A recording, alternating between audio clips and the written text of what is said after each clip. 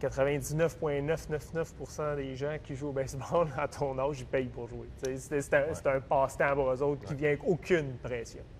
Dans la vie d'un joueur, quand c'est ça, c'est ton quotidien, puis quand ton revenu dépend de ça, puis ta vie dépend de ça, c'est quoi qui peut être, au cours d'une routine de joueur de baseball, c'est quoi qui peut être un petit peu plus dur qui n'a pas rapport avec le 0 en 4 ou avec l'erreur, mais qui, au jour le jour, sur la santé mentale, c'est quoi les trucs un sportif professionnel puis un joueur de baseball, dans ton cas, peut vivre? Ben, je dirais que la plus grosse réalité, c'est, comme un peu tu as parlé, les passes moins bonnes, les 0 en 4, puis justement, souvent, surtout les joueurs de baseball, vu que c'est à tous les jours, quand ça va moins bien sur le terrain, on tente de se refermer un peu, puis se laisser définir par nos statistiques, nos performances. Puis, comme j'ai dit, c'est à tous les jours. Fait que si à tous les jours, tu rentres à job, exemple, puis t'es en retard dans tes dossiers, ça va pas bien, t'es pas capable de finir des ventes, mais tu sais, c'est la même réalité. Un moment donné, ça va comme, OK, est-ce que cette vie-là me définit en tant que personne ou c'est juste ce que je fais? Ouais. Puis c'est là que cette séparation-là est dur à faire pour un jeune joueur, selon moi, vu que ça m'a pris longtemps avant de réaliser justement que le baseball, c'est ce que je fais, puis c'est pas qui je suis, en fait. Mais c'est vraiment dur, dans le fond, de distinguer ça quand t'as pas nécessairement un bon cercle de personnes autour de toi sur qui tu peux te confier et à qui parler. Parce que c'est vrai que c'est particulier. Un boxeur, exemple, ou quelqu'un qui va faire du sport de combat, lui, sa difficulté, c'est qu'il va avoir 2 ou 3 chances dans l'année de briller. Fait qu'il peut traîner ça longtemps. Vous autres, c'est carrément l'inverse. Mais quand ça va mal, ça doit devenir lourd à la longue. Là. Le 0 en 4, OK, une journée, mais là, c'était 0 en 4 le jour 2, puis 0 en 4 le jour 3, puis 1 en 5 le jour 4. Ça devient-tu écrasant un peu, ce mode de vie-là que tu joues à chaque jour, puis ça m'a amené, ça peut avoir l'air, j'imagine, que tu ne m'en sortirais jamais. Oui, puis c'est aussi mélangé avec le lifestyle. Le baseball, il faut vraiment que tu sois all-in, puis si tu n'es pas all-in, ta vie va être très lourde. C'est des affaires de... Tu quittes le stade après une game à 11h, 11h30, puis il faut que tu ailles en autobus, tu as un 7 heures de bus à faire, tu es dans le bus dans la nuit, arrive à l'hôtel, fais une sieste de... Tu sais, mettons que... Toi, t'arrives à l'hôtel à quoi, à 5 h du matin, mettons? Oui, c'est ça. Mettons, si je prends l'exemple de 11h30, on quitte, un 7 h, tu sais, t'arrives dans comme 6 h, 7 h, dépendant des arrêts que tu as fait. Puis tu fais une petite sieste, puis après ça, bang, il faut que tu retournes au terrain pour faire la même affaire que tu as fait la veille, tu sais. Fait que si tu mélanges la fatigue, le manque de confiance, tout ça, tu sais, un moment donné, tu te regardes dans le miroir, puis c'est comme, je suis pas heureux, qu'est-ce que je fais ici, tu sais. Fait que c'est là que, c'est vraiment à ce moment-là qu'il faut que tu te regardes dans le miroir, puis c'est comme, c'est juste une passe.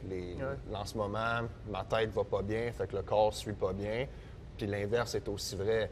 Si tu as des blessures, mais que ton mental est bon, il reste qu'il va y avoir un blocage en quelque part. Il faut que la tête travaille avec le corps, puis il faut que le corps travaille avec la tête. T'sais. As-tu des moments dans ta carrière, peut-être quand tu étais plus jeune, tu avais moins d'expérience, ou est-ce que, tu sais, je faisais l'image au début du gars de 30 ans qui s'inscrit dans une ligue de garage, puis tu sais, ça, il prend 2h30 de son temps, puis le lendemain, il va travailler, puis il pense pas, là. Y a-tu des moments, toi, où est-ce que ça t'est arrivé que tu t'es dit, OK, mais moi, je tripe sur le baseball, c'est ça que j'ai fait quand j'étais kid. Y a-tu des moments où est-ce que tu vois que c'est plus tant un jeu, là, un vrai jeu, où est-ce que tu vois le truc qui n'arrête jamais, là, la game qui finit à 11 h, le voyage d'autobus, la sieste, l'entraînement, tu n'arrives pas 1 heure avant ta game. Là. Y a-tu des moments où est-ce que tu voyais plus ça comme une partie de plaisir? Oui, récemment. L'an passé, ça a été la première fois que... j'ai jamais eu des pensées de comme ah le baseball c'est plus fait pour moi parce que j'aime encore la game, l'espèce de grind, justement ça là, tu sais, pas dormir whatever, puis guess what, faut que tu ailles au terrain puis que tu performes. Ça, je pense pas que je vais jamais pouvoir m'en passer. Okay. Mais pour revenir à la question, c'était surtout si le fait qu'à un moment donné, ça devient plus un jeu, ça devient plus aller ça, jouer au baseball. Comme j'expliquais cette année, c'était plus avec les blessures. Ouais. J'ai tout le temps dealé avec des petits bobos ici puis là dans ma carrière. T'as pas le choix, j'imagine. N'importe quel sportif qui le sait. Tu vas jamais. La seule game que tu es à 100%, c'est la première game de l'année, puis après ça va dans les toilettes. T'sais. Fait c'était surtout ça, de dealer avec des blessures plus graves. Voir mon temps de jeu être réduit à cause de, je ne vais pas donner d'excuses, mais à cause de X, Y, Z, par exemple, les performances qui ne suivent pas non plus. Fait que, ça, c'était vraiment une place que je suis jamais allé dans ma tête de comme, il n'y a rien qui marche, puis en plus, il y a la douleur, les blessures, comme tout, qui viennent s'attacher avec ça.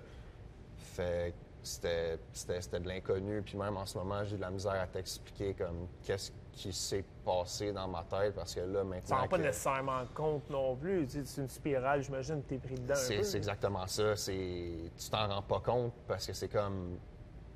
Ah, tu sais, ça va être correct. J'ai déjà eu des bobos.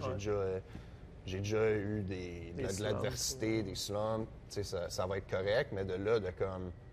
Que, tu sais, ça fait justement effet boule de neige, puis que ça arrête pas, puis que là, tu te regardes dans le miroir, puis la mi-saison a passé, puis que tu es à la même place que où tu avais commencé. C'est là que tu fais comme, genre, OK, c'est quoi qu'il faut que je fasse pour m'en sortir? Puis c'est là, justement, que j'ai commencé à m'ouvrir un peu plus à mes proches, essayer justement d'aller chercher des solutions avec un prep mental pour justement essayer de me sortir de cet effet boule de neige-là. Puis la réalité, ça a été juste que je me mettais des bâtons dans les roues à moi-même, à essayer de m'entêter à essayer de répliquer des choses que je faisais l'année précédente. Mais la réalité, c'est avec les blessures, puis avec les X, Y, Z qui sont passés, mon corps me permettait plus de bouger de la même manière. Fait que moi, au lieu d'essayer de m'ajuster, j'essayais juste de copier ce que je faisais de bien avant. Mais la réalité, c'est qu'il fallait que je m'adapte. Puis c'est impossible de répliquer la même recette. C'est ça. Puis tellement que ça a été un processus qui a été lent, de comme une chose, une autre petite chose, une autre petite chose. Je l'ai pas senti, je l'ai pas vu venir. Jusqu'à temps que, c'est ça, comme j'ai dit, tu te regardes dans le miroir, puis t'es 2 pieds dedans jusqu'aux genoux, puis t'es comme, tu sais, je sais plus quoi faire pour sortir de là. Fait c'est ça, je pense que des fois, c'est juste important dans. Tu sais, t'as pas besoin de te dire, tu sais, si je suis un 0 en 4 encore à soir, ben, tu sais, je me pitche en bas d'un pont. Tu sais, c'est vraiment pas ça. C'est plus comment je fais pour redevenir l'athlète que j'étais ou que j'ai toujours été. Ça reste qu'il faut la connexion tête-corps, selon moi, c'est la chose la plus importante. Il y a beaucoup d'athlètes qui parlent de l'espèce de brouillard mental, l'espèce de fog. Si tu n'as pas ce fog-là, tu penses pas. C'est mettons, quand tu as un overdose de... Tu agis par réflexe. Tu agis par réflexe quand tu n'as pas cette overdose d'informations-là. On va prendre un exemple de baseball. Si tu as un gros scouting report sur un lanceur, puis que tu dis, OK, sa fastball, mettons, à 96 à 98, elle bouge de ça, il y a une cutter, il y a une change. Comme, si tu as trop d'informations, dans un compte complet, son pourcentage de lancer, c'est ça. Si tu commences à trop analyser, un moment donné, c'est comme, là, le brouillard, il est là. Puis là, c'est comme, en plus, mettons que tu as un peu moins de confiance au bâton. Tu fais plus sur ces données-là, puis moins sur... Là, c'est en partant que tu as un overload d'informations, de data qui sont supposés t'aider à performer. Que là, mettons, que tu es dans un petit slump en ce moment, puis que tu penses vraiment à ton move au bâton de qu'est-ce que je fais dans la boîte, bien là, c'est quand tu es en train d'analyser qu'est-ce que ton corps fait, puis que tu essaies de penser aux données, mais là, ta tête est tellement foguée d'informations puis d'essayer de sentir des choses que... Surtout dans un sport de réaction comme ça. Exactement, tu peux pas réagir. Tu es trop là à analyser, puis c'est la réalité au baseball, c'est comment t'enlèves ça, justement, d'analyser les affaires, puis tu fais juste réagir. On joue à tous les jours. Tu te rappelles des bons jours, tu te rappelles surtout des moins bons jours. J'imagine, hein? Fait que c'est comment je fais pour me vider la tête puis juste aller... Mais ça reste que c'est un métier particulier, là, être sportif professionnel. T'as pas dans ton... Tu sais, moi, si tu me parles de baseball, je peux parler de baseball avec toi, mais je peux pas parler de la vie d'un joueur de baseball professionnel. J'en suis pas un. Fait que tu vas chercher ça... Quand tu as un métier particulier comme ça, quand tu as une réalité particulière, disons, l'aide ou l'oreille de quelqu'un qui va comprendre ou les conseils que tu peux vraiment appliquer par quelqu'un qui connaît ta réalité, ça doit quand même être complexe à aller chercher un peu ou ça doit être un cercle assez restreint de personnes qui peuvent t'aider là-dessus. Tu sais, c'est pas en écoutant une ligne ouverte le soir que tu vas en tout respect, là, que ça va régler tes problèmes. Là. Non, je suis d'accord. Puis, comme tu as mentionné, c'est pas de l'information que tu peux juste écrire sur Google puis trouver comme ça. Fait il y a beaucoup d'équipes qui ont justement des espèces de programmes de mental skills, de la préparation mentale. Mais souvent, c'est plus l'espèce de gimmick de motivation puis de trucs comme ça pour justement te garder motivé. Mais la réalité, c'est la motivation, il faut qu'elle vienne de toi. C'est pourquoi c'est un peu un cliché en anglais, c'est quoi ton why, c'est quoi ton purpose, c'est pourquoi tu joues. La raison. La raison que tu joues, puis pourquoi justement tu donnes un beating à ton corps comme ça, que tu vas à travers le grind mental, puis tu es loin de ta famille, tout ça, c'est pourquoi que tu fais ça, tu sais. Puis je pense que... Ça, c'est toi qui... C'est pas... C'est personne qui peut tant t'aider à trouver ça, c'est toi qu'il faut que c'est ta motivation. Il y a des personnes avec qui j'ai joué, c'était l'argent. Il y en a que c'était juste de pouvoir rester aux États-Unis puis pas retourner dans leur pays. Oui, c'est vrai.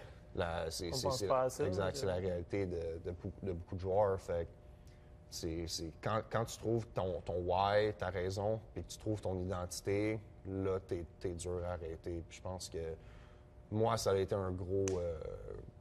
Toi, c'est quoi? Une grosse révélation de...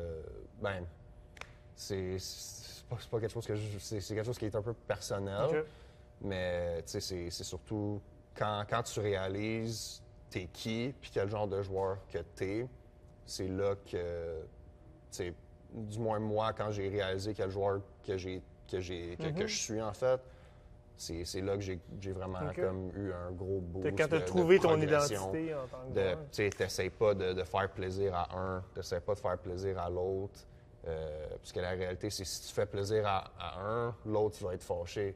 Fait que c'est qu'est-ce que tu fais à la fin de la journée pour toi, que tu te regardes dans le miroir, puis moi, je suis content du joueur que je suis, de la personne que je deviens.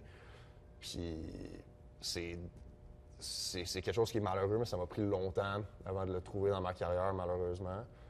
Mais comme j'ai dit, en fin de saison 2021, quand j'étais avec les Rangers, justement, c'était pas un prep mental, mais c'était dans le fond un special advisor que les Rangers avaient dans le temps.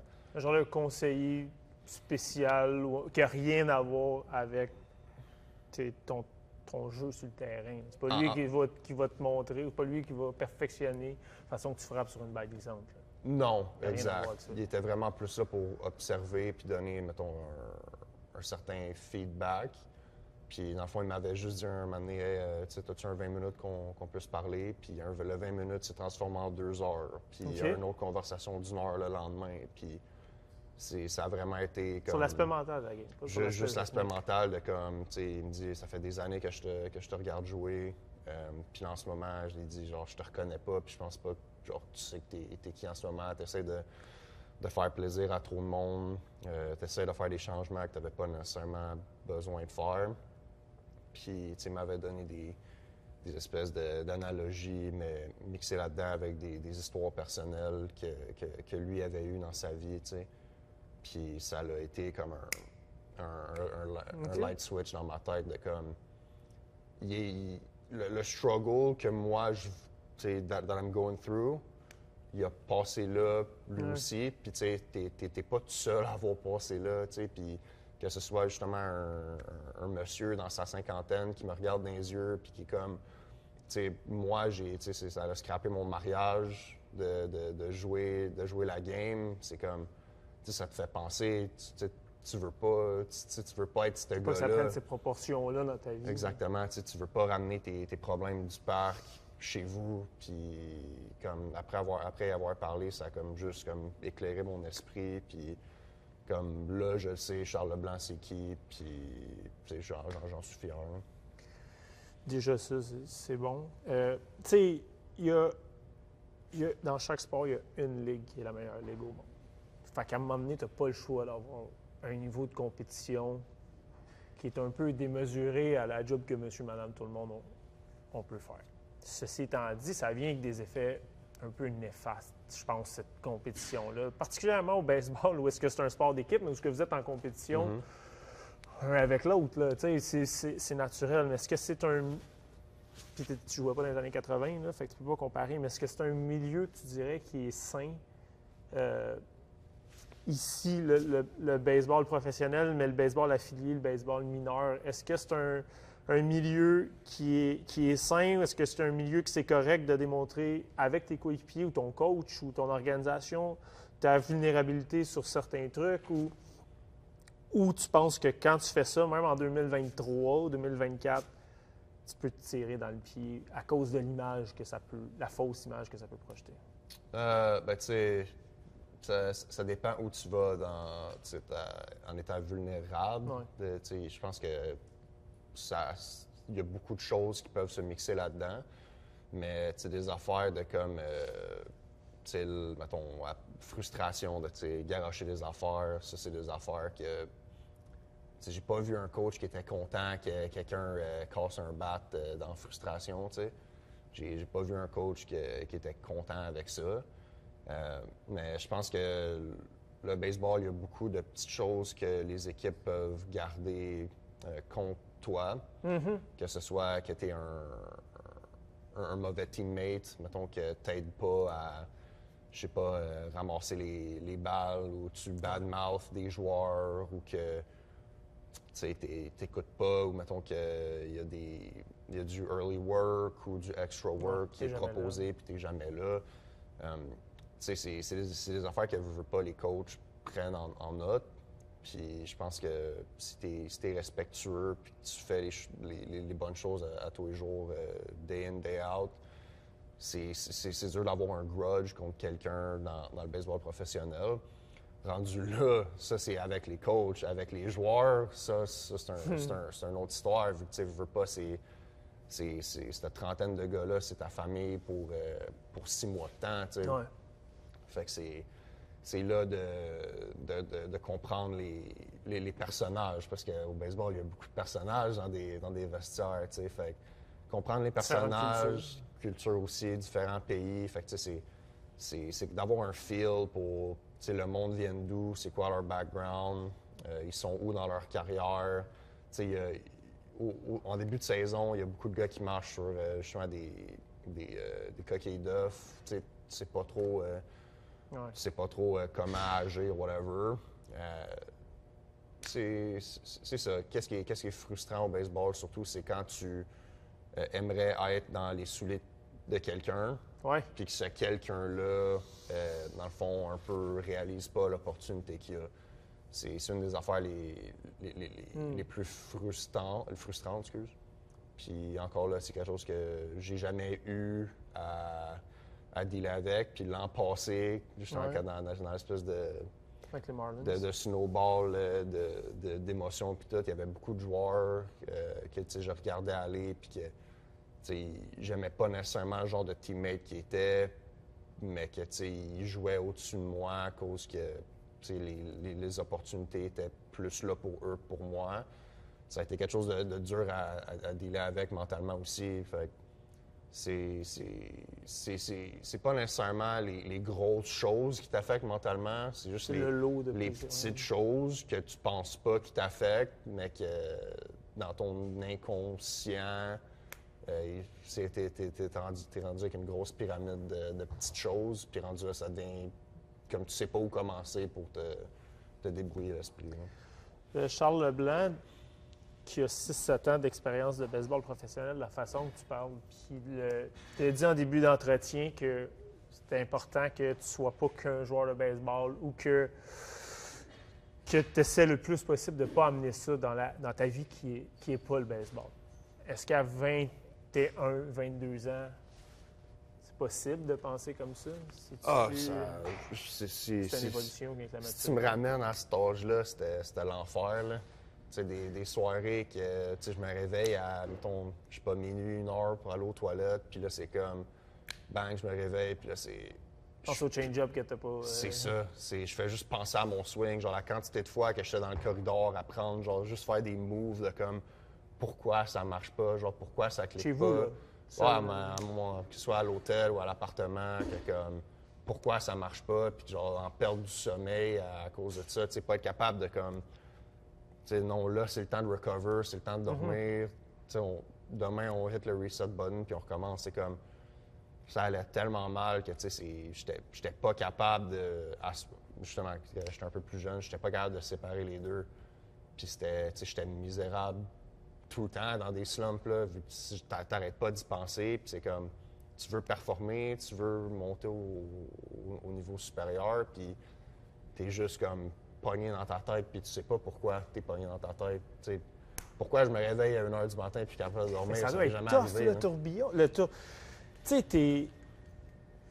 Puis, j'imagine que tu fais pas ça pour l'argent, là, mais tu serais pas si loin de gagner 6, 7, 8 millions par saison, puis que ton avenir soit assuré, puis de jouer à tous les jours, puis d'avoir un contrat à long terme, puis tu sais, quand on fait des entrevues avec les athlètes, pas nécessairement avec toi, avec n'importe qui, c'est tout le temps jour le jour. Puis je contrôle qu'est-ce que je peux contrôler. Puis tu sais, on entend tout le temps ça. C'est des classiques qui sont vrais, ouais. Mais c'est-tu tout le temps vrai? Ou si à un moment donné, tu te dis, hey man, je suis peut-être à une bonne saison dans le 3 ou une bonne saison dans les mineurs, d'avoir une shot des majeurs comme que tu as eu, puis d'y rester, puis de signer un contrat à long terme, c'est impossible que tu ne penses pas à ça une fois de temps en temps, puis que ça ne vienne pas un peu trigger là, non? C'est là la différence entre les bons et les très bons.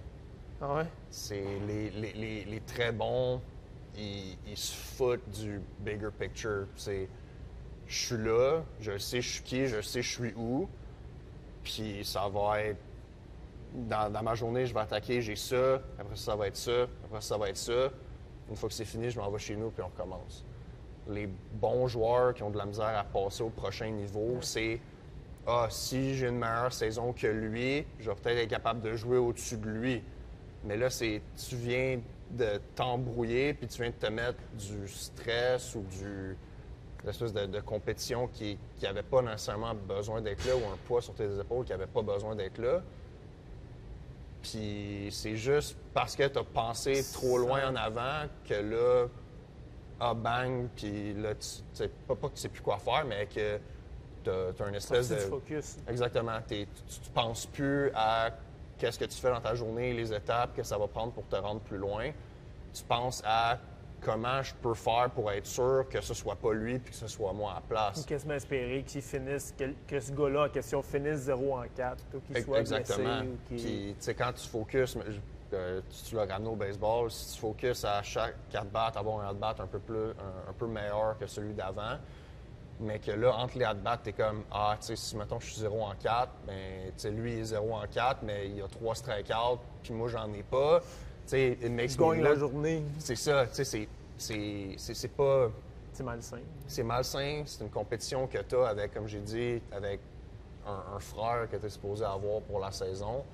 Tu sais, c'est là que tu deviens un mauvais teammate, en espérant le pire pour un autre. Tu sais, puis surtout au baseball, il y a une expression, c'est de passer le bâton. Mm-hmm. Le premier frappeur embarque ses buts. Bien, si 2, 3, 4 se font retirer, bien, écoute, tu vas pas scorer.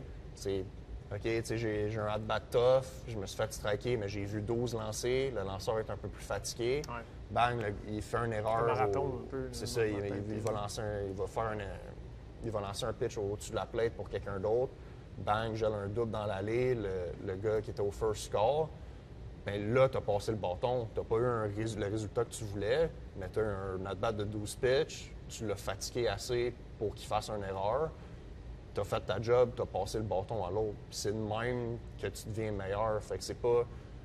Ça, c'est une mentalité que tu as dans le baseball. Les bonnes Tu as tout le équipes. temps eu, cette mentalité-là, ou c'est une mentalité que tu as acquis au fur et à mesure de prendre l'expérience, de la maturité? C'est Parce que pas- ça serait facile d'aller de l'autre bord, j'imagine. Right. Puis- C'est pas quelque chose qui est acquis. Je pense que c'est quelque chose qui est culturel dans le sein de l'équipe. OK, ouais. Si l'équipe croit puis vraiment buy-in dans ce process-là, Elle l'implante aux joueurs. c'est ça. Ça devient justement ingrained dans tout le monde que c'est ce genre de baseball-là qu'on va jouer. Puis malheureusement, je pense que dans le baseball d'aujourd'hui un peu, c'est on regarde les individus. Fait que c'est comme, mettons, on peut prendre n'importe quelle équipe, que ce soit un Bryce Harper qui frappe un circuit de 3 points, mais tu as frappé un circuit de 3 points, mais si ton pitching staff fait pas le job puis que tu perds 6-3, ben tu sais, t'as pas. Tu as le highlight, mais tu as perdu la game. C'est ça, le pitching staff n'a pas donné au prochain puis passé le bâton pour justement jouer un 9 manches de baseball. Fait que c'est un peu une mentalité de gagnant, selon moi, que c'est pas c'est un sport individuel, mais d'équipe. Ouais. Puis je pense que dans le baseball aujourd'hui, il y a beaucoup de monde qui oublie que c'est un sport d'équipe, c'est pas juste un sport d'individu, si tu veux. Il y a un point, je trouve intéressant de parler aussi, tu sais, quand tu es un Québécois qui est dans le baseball, puis c'est la même chose avec des Vénézuéliens ou des Portoricains ou peu importe, mais tu es garoché. Tu sais, quand tu as 22, 23 ans, tu es dans le fin fond du Texas, tu es garoché dans une culture que tu connais pas, là, tu sais, puis tu es dans un monde que tu connais pas. Ça a-tu été difficile pour toi de vivre cette vie-là? Puis tu sais, je comprends que pour toi, c'était commencé avant le baseball professionnel, tu es allé au collège, puis ça fait longtemps que tu joues plus ici, là.